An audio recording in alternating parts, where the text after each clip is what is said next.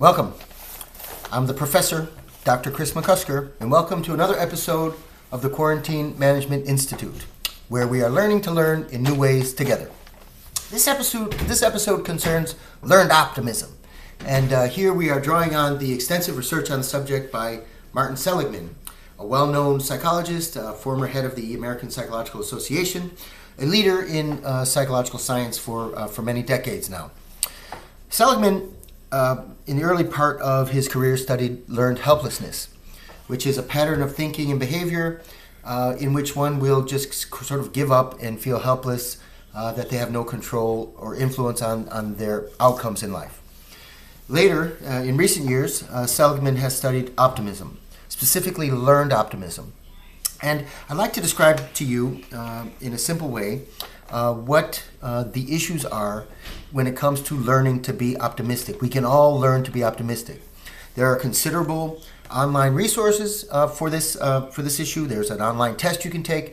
Also, Martin Seligman has a wonderful book called Learned Optimism, which I recommend as well. But the three issues are permanence, pervasiveness, and personalization. An optimistic person, in response to something bad, does not assume that it's permanent.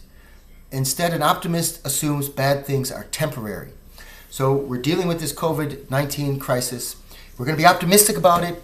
That means we're going to see it as a chapter in our lives. It's temporary. We're going to move on from here. Even if we have another pandemic after another pandemic after another pandemic, we are going to learn as a world, as a society, as a nation, as a community, how to deal with this kind of problem. And if it happens again, we're going to be ahead of it. This horrible situation now, where we're trapped in a quarantine, we're struggling, wondering how we're going to pay the bills, we're struggling, worried about the safety of our loved ones, that's a temporary chapter. Optimists recognize that this is not permanent, this is not how we're going to live forever, this is temporary. The second issue is pervasiveness. Is this one part of our life, or is it our entire life? In some sense, you could say that we're dealing with a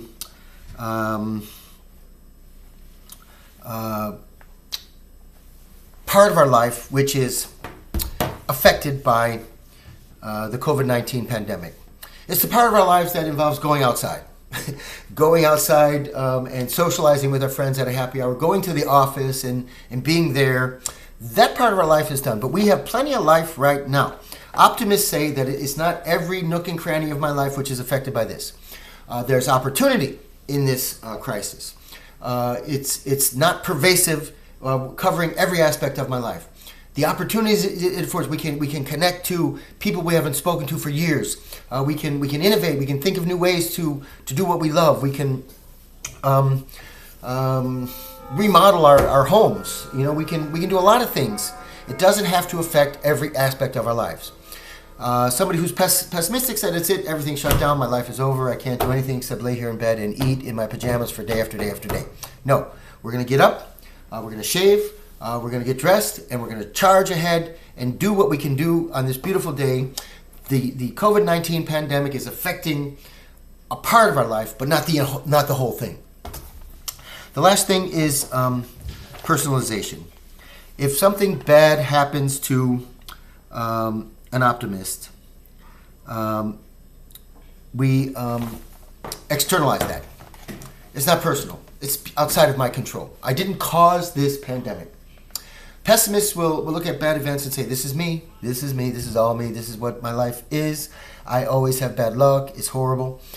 When it comes to personalizing bad events like this quarantine situation, the optimist says, this affects a small part of me, it doesn't affect my whole personality, and it's external to me, to my control. It's not something that I internalize. I'm still me, I'm still who I am. This is an external event that is not me, per se. Pessimists say, this is me, bad luck, follows me wherever I go, it's right behind me now. So, we can learn to be optimistic. It's worth looking into. There's an online test that Seligman offers. There's also a great book on learned optimism. Optimism is something that is critical in a crisis. We learn this from the amazing example of Ernest Shackleton in the Voyage of the Endurance, how he selected 27 men on his crew, all of which were pathologically optimistic, and they endured the most extreme example of hardship that you can imagine. Optimism. Let's learn how to do it, and we'll get through this crisis.